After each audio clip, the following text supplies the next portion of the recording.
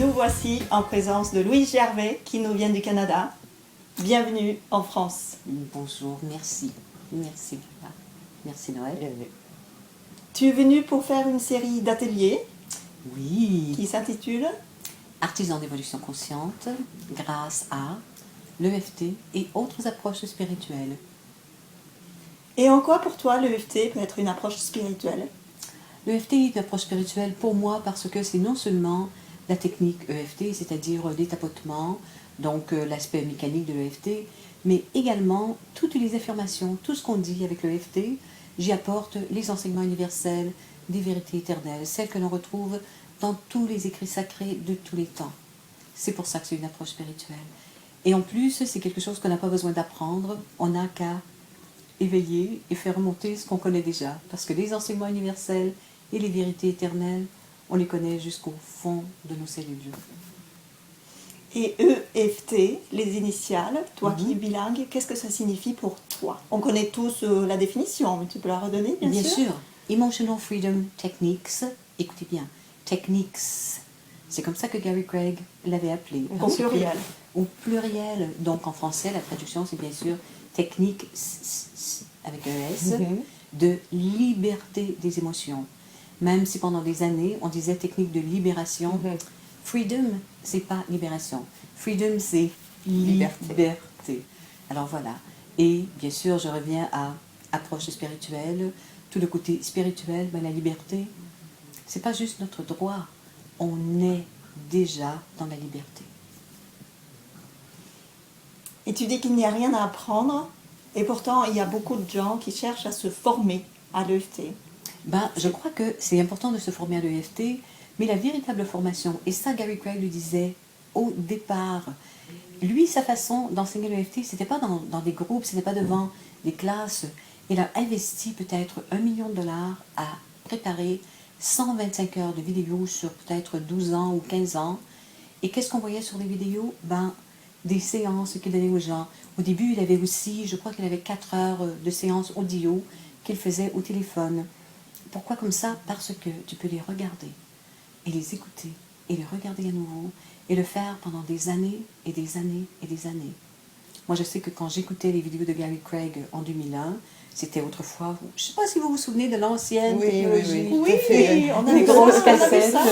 Oui. Alors, je les écoutais et souvent j'étais seule, bon, ma fille et puis mon mari faisait des trucs.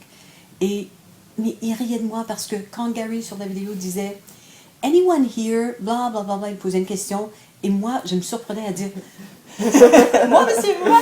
C'est ça, c'est ça. Et je rigolais toujours des mêmes gags. J'avais l'impression que les gens que je voyais, mais c'était un peu mes amis, tu vois. C'est ça.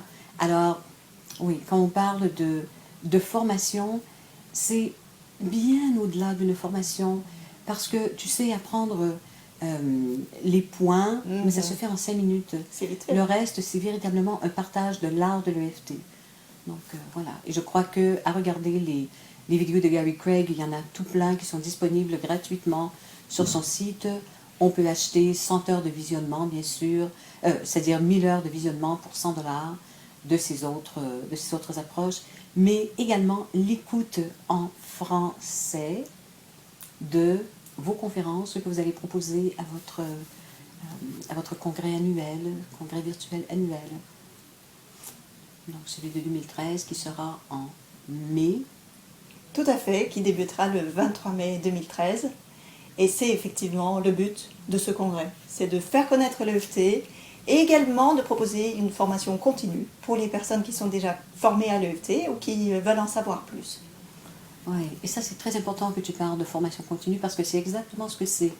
Même si tu regardes ou tu écoutes la même séance audio 2 fois ou 15 fois, c'est une formation continue parce que tu n'es jamais au même endroit pour l'entendre.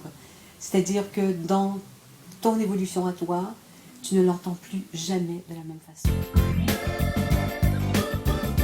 Et par rapport au congrès de l'année dernière, on a eu de très beaux témoignages de gens qui ont vraiment évolué grâce à ce congrès, qu'ils ont écouté, réécouté de nombreuses fois.